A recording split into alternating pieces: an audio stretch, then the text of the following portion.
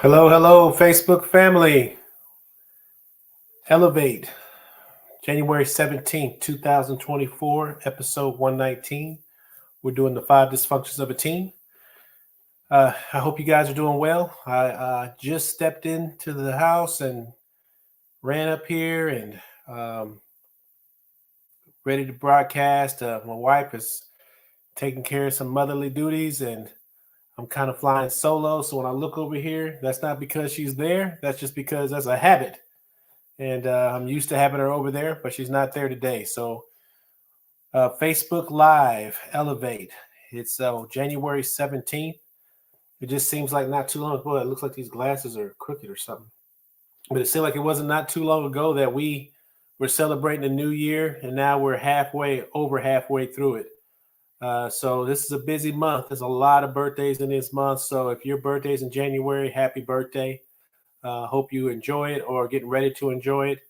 I know that my mom's birthday is coming up in a couple of days. I know that um, Markel, no, Markel's birthday already passed. Markel, David, let's see who's coming up. Uh, uh, Jermichael's birthday is coming up, and so is Joseph's birthday is coming up. So my mom, Jermichael, and Joseph all coming up. So they know here that I never get them anything they really want. I get them books. I mean, I just feel like, hopefully one day they'll read it. So they will get books, and I'm sure they're so excited about it. So let's look at some of the comments. Who's here with us today? We got Tamika on. Hey there, Tamika. Good to see you. We got Ann. Howdy, howdy.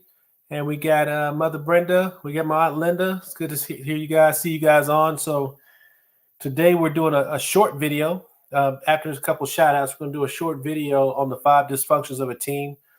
We played a different version of this probably about a year and a half ago, but based on, I always share that based on what I'm going through. I like to share things, and it comes back to this. I mean,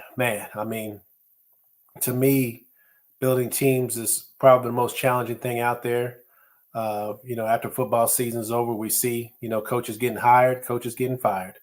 And basically because their job is to build a team, and it's not easy.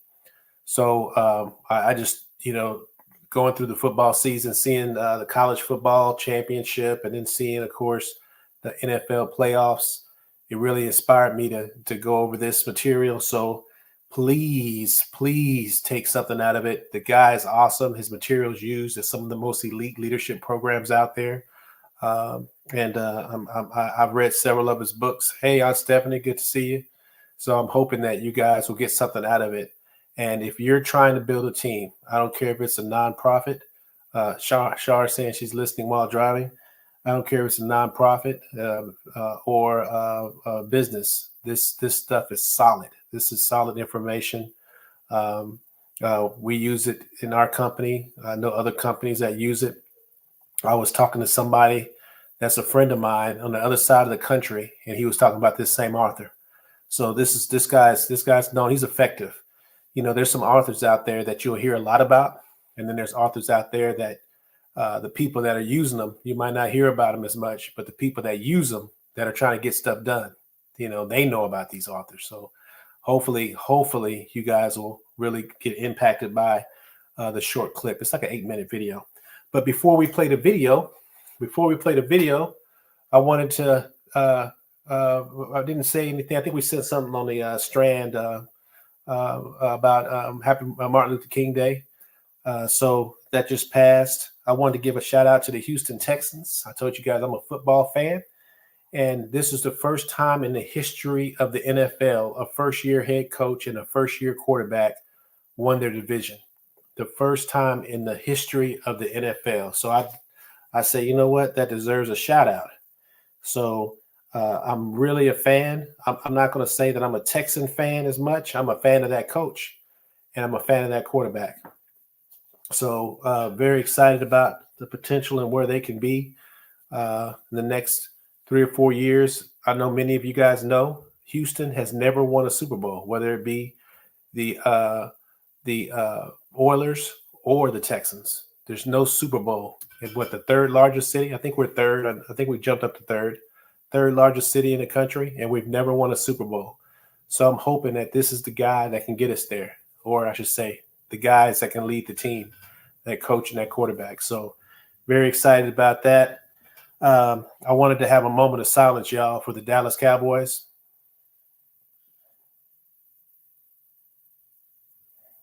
All right, for those that no, I'm sorry, those that are Dallas Cowboy fans, and my supervisor is the biggest. I mean, he is. Uh, watched the movie Rustin last night.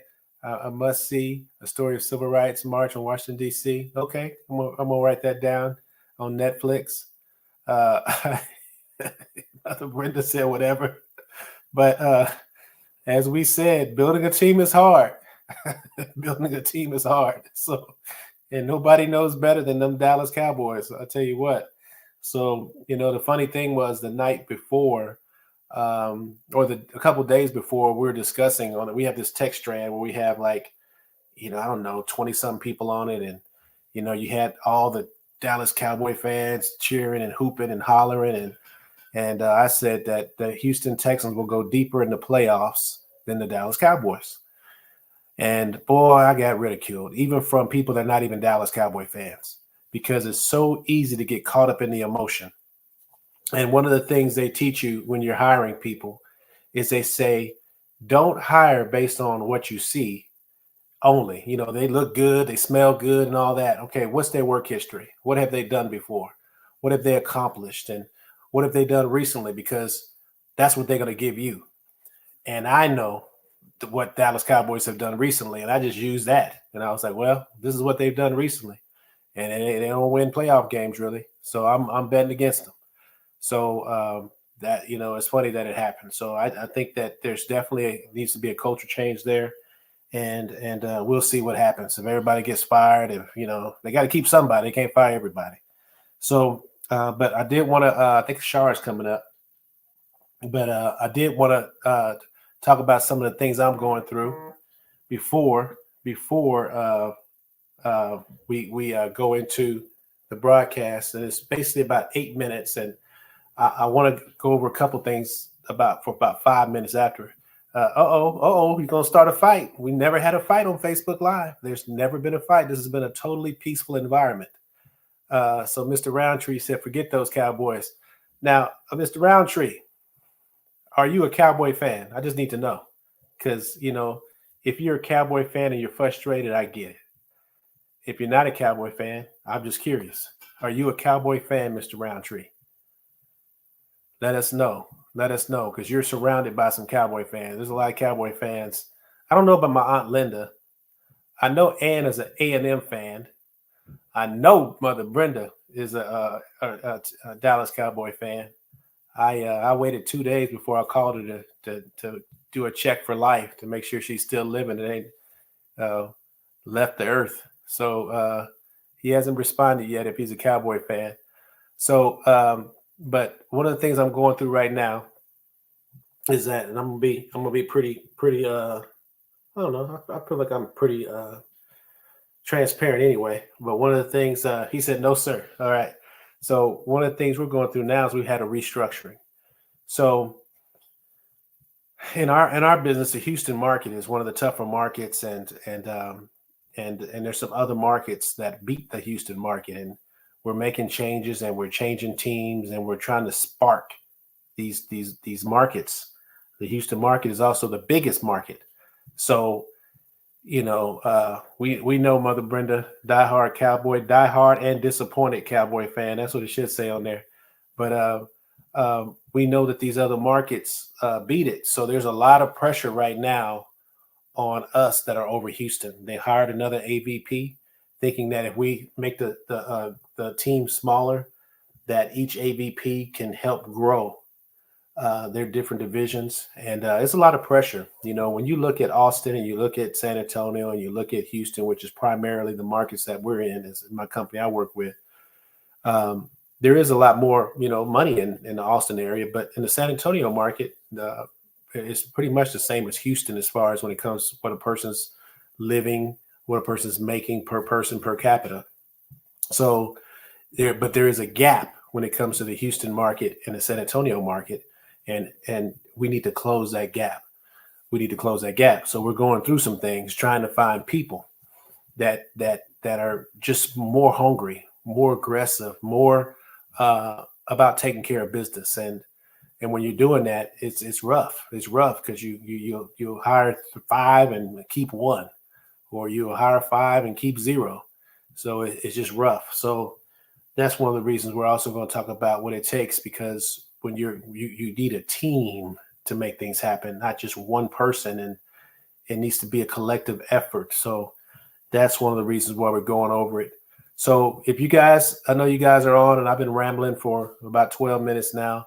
If you guys can tell me one thing that you've noticed on teams that are successful that you've been on, if you can tell me in one or two, 3 words, something that you've noticed that teams that you've been on that are successful do, and I can start it off.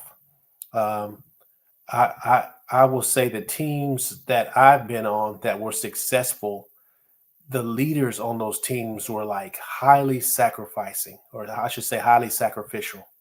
I mean, they would do things that you'd be like, man, that's like crossing the line. Um, Mother Brenda said they communicate. Of course, that's a great one. So I got on there. They sacrifice at a high level. Mother Brenda says they communicate. What's some other things that you've seen teams do that perform at a high level? And man, I'm not gonna lie to you, it is fun to be on a winning team. It is hell to be on a losing team. You know, it's just like you wake up and you got to talk to yourself. I'm gonna go into that losing team and work again. You know, it's one of those kind of things. Um, and said level playing field, all members are equal. So Ann said there's a level playing field, all members are equal on a winning team. I wish we had. I would like to see what you mean by that. I know all people that I've worked with on winning teams, they're respected equally, but the work wasn't equal. You still had people, in my experience, that you still had the people that were just carrying, more work, but you didn't have a lot of people that weren't doing anything. So I've noticed that on losing teams, you have an abundance of people that aren't doing anything and a very few people working hard. On winning teams, it's like you got less people or no people not doing anything. Maybe you got a couple people that are C level, and then you got a lot of people that are B and A. But I've never been on a team where everybody was A, you know, and that's why I would like, if you get a chance, Ann, to explain what you mean by that. Um, but I'm one person. That's why I like to hear, what you guys seen. If you've been on winning teams, managers and directors were all working just the same, just as hard with good energy. Okay, got you. So definitely with that. Anybody else want to chime in? What they've seen on winning teams? Anything? And I'm giving a couple few more seconds here, and then we're gonna go ahead and play the video. But basically, I can vouch for every single point that Mr. Lencioni in this book is going to say. I mean, every single point. And I'm talking about from different industries that I've worked in. It's just this simple. And I love it when somebody can make it simple. So I'm going to go ahead and play the video. And I always get nervous with this part because I got to share screen. And last time it didn't go so well. So what I'm going to do is talk to you while I push these buttons. Share screen. I am going to share screen. And audio looks like it's on. And I'm going to hit this button. Let's see here. And I'm going to play. And I'm going to check back in with you to see if the last time it didn't go well. I recently read The 5 Dysfunctions of a Team. Are you guys seeing it? Lencioni. Please let me know if you see it. Pretend that you got funding to start a business and build a product, and you used that funding to hire 4 smart, highly competent, and hardworking people to help you bring your vision to life. But a year later, your team's produced few results, and they resist every decision you make, and you know they're talking trash about you behind your back. What went wrong? Why is your team so dysfunctional? Chances are that over the course of the year, your team members and maybe you, their leader, elevated your individual goals and your egos ahead of the team's goals. If members of your team stopped sharing work because they wanted recognition, like a selfish basketball player who takes the last shot in a game with two defenders on him instead of passing the ball to a wide open player, then your team put the needs of their ego ahead of the team. And the main reason the people on your team wanted to look good and do what was best for their ego and not the team is because your teammates didn't hold each other accountable to the team's results. Maybe you, the leader, confronted teammates after they didn't do what they said they were going to do. But top down accountability isn't enough for a team to succeed. High performing, high functioning teams follow through on what they say they're going to do because they know they're going to be held accountable by everyone on the team. Author Patrick Lencioni says, peer pressure and the distaste for letting down a colleague will motivate a team player more than any fear of authoritative punishment or rebuke. So why weren't your teammates willing to speak up and hold their teammates accountable for not executing the team's plan? Well, they weren't committed enough to the team's plan to defend it because they weren't involved in the decisions that led to the plan. And why weren't they involved in your team's decision-making process? Well, because they feared that challenging your ideas or the ideas of your teammates would lead to an ugly interpersonal conflict. And why did they think that? Because they couldn't trust that they could be open and honest without you or your teammates getting defensive and angry. The reason you can tell a close friend he's doing something stupid is because he trusts that you have his best interest in mind and you're not trying to manipulate him. These are the 5 reasons that most teams become dysfunctional. You can avoid these 5 dysfunctions the next time you lead a team by first establishing a foundation of trust. The trust I'm referring to here is the trust that anyone on your team can offer their honest opinion without the fear of judgment or punishment. This vulnerability-based trust will naturally grow the more you get to know and relate to your teammates, but that can take a long time. One way to quickly establish trust across a team is to openly discuss your strengths and weaknesses. Hold a meeting where you stand up first and admit one skill that you lack and need help with, and another skill that makes you a strong asset to the team. You might start by admitting that my technical skills aren't very strong, and I often ask stupid questions. But I believe that my ability to find new customers and sell products will help this team succeed. After showing your teammates that it's okay to be vulnerable, they're more likely to admit one of their weaknesses and begin realizing that it's okay to be honest and open with their teammates. It also helps team members see that if they're going to succeed, they need to work together to balance out each other's strengths and weaknesses. This in turn makes everyone on the team more likely to speak up when they think they can correct a mistake. But your teammates may still hold back and avoid speaking up because they fear interpersonal conflict. Author Patrick Lencioni says, if team members are not making one another uncomfortable at times, if they're not pushing one another outside their emotional comfort zones during discussions, then it's extremely likely they're not making the best decisions for the team. To help your teammates find the courage they need to engage in healthy conflict, establish new norms for the team. One of Lencioni's teams established a new norm of healthy conflict by creating a team engagement charter that read, we will address conflict-laden issues, put them on the table, and get to the heart of the issues. When discussing these issues, we will not withhold commentary. Everyone on the team signed the charter, and the team members brought a copy of that charter to every meeting. Now that your teammates are willing to speak up and engage in healthy conflict in order to arrive at the best decision, you, the leader, still need to decide what the best decision is for the team, and then get all of your teammates, including those who don't agree with the decision, to commit to the decision. If your team members genuinely feel they were heard and valued in the decision-making process, they will commit to your decision even if they disagree with it. Eric Schmidt, past CEO of Google, says, the fact that you allowed your teammate to participate in the decision, feel heard, and see the decision being made allows them to overcome their embarrassment or envy or unhappiness that they lost an argument and go back to fight for the team. Amazon founder Jeff Bezos says when you can't get agreement, it's helpful to say, look, I know we disagree on this, but will you gamble with me on it? That offer often gets a quick yes. After getting teammates to commit to your action plans by making them feel heard and included in the decision-making process, the more they'll be willing to stand up for your plan when their teammates are failing to do their part. This peer to peer accountability is essential for achieving team goals. But your team might resist holding one another accountable for poor performance because they feel they don't have the authority and therefore the permission to hold one another accountable. One way to prove to your teammates that they have the power to call one another out for poor performance is to give each member of your team a chance to host lightning round status meetings.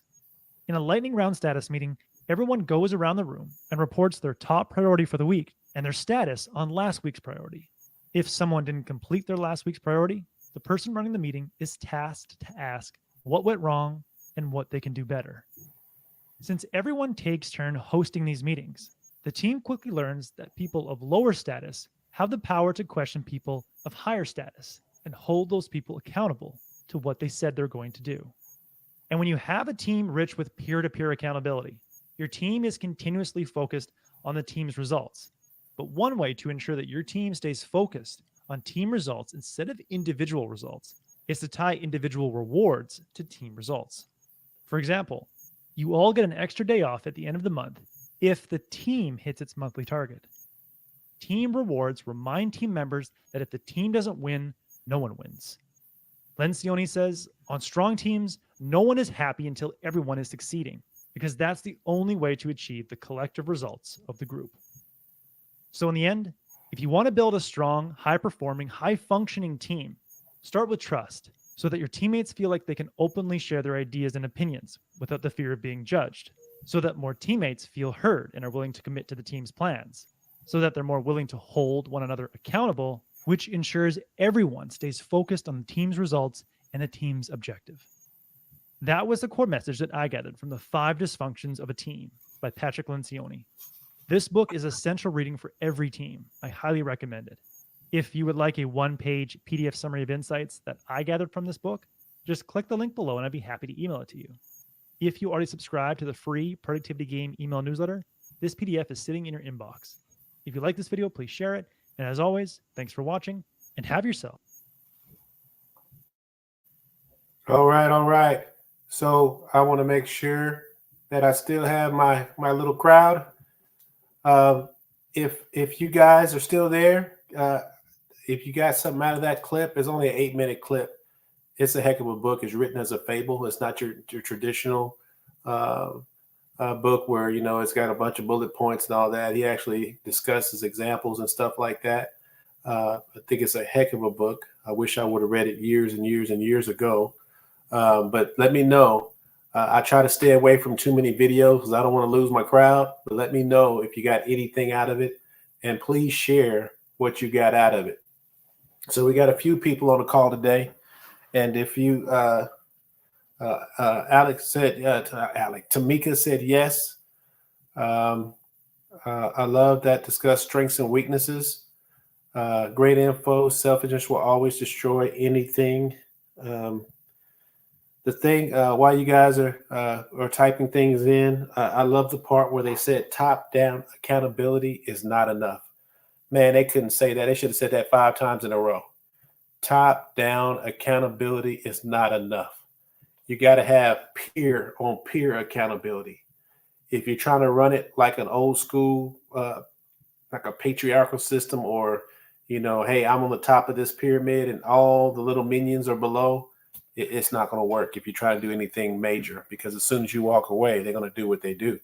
But if you got a culture where a person can say something to the head of the organization, if he's not doing something right, and that head says, you know what, you're right, and he corrects his behavior, then it just sends a signal to everybody that you can correct. Anybody can correct whoever. And there's an accountability to performance and producing. Mr. Roundtree said yes. Peer pressure. Once you get peer pressure in there, it's greater than the fear of getting in trouble by a boss. People do not want to let down the person that's right next to them for the most part. If you got a person that doesn't care, then you probably need to do something. But I also like the other side where it talked about you got to have trust. You got to have healthy conflict. And if I was to be honest with you guys, I'm going to tell you that's my struggle. I'm one of those 0 or 100 mile an hour guys. So anything that requires moderation, I struggle with. I don't care if it's communication, drinking, partying, anything, party, going to a party. I'm a 0 to 100. So I'm either getting kicked out of the hotel or I'm not doing anything.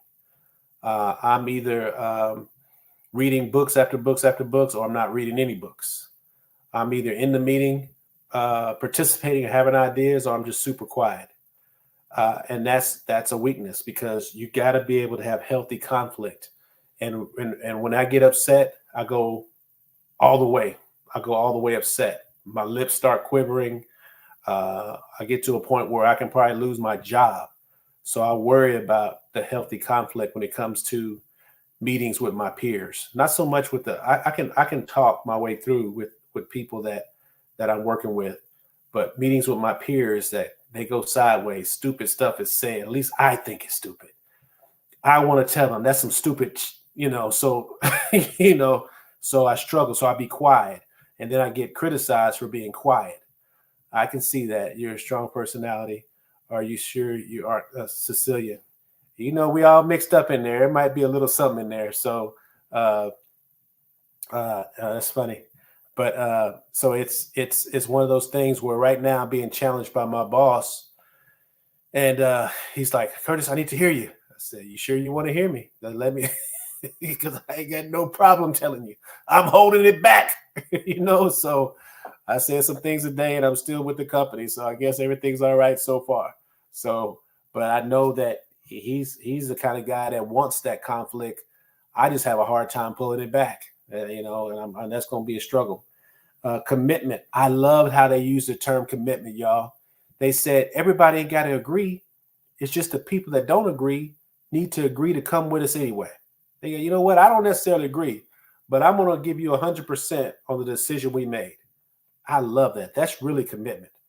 And then peer-to-peer accountability. We talked about that. How you can have a meeting and you can assign different people.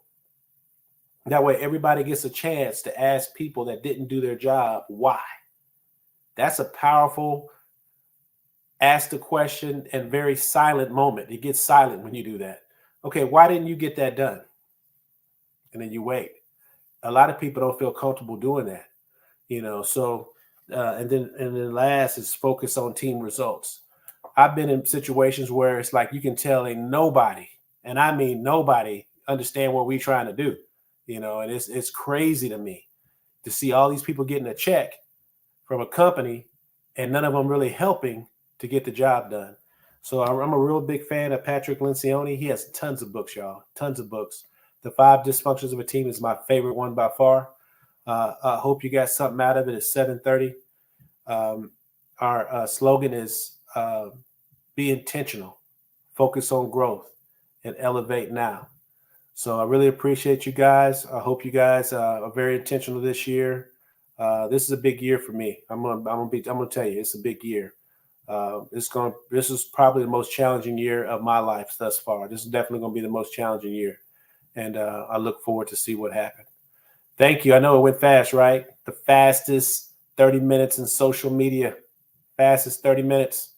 All right, guys. You guys have a great one. I really appreciate you. I appreciate your patience. I appreciate you guys being loyal, coming on a Wednesday when I know Mr. Roundtree said, go Texas. She said, go Cowboys. All right. Hey, go home. That's the only thing I can think of. Go home. So anyway, you guys have a good one. Thank you. Thank you, Tamika. Good night.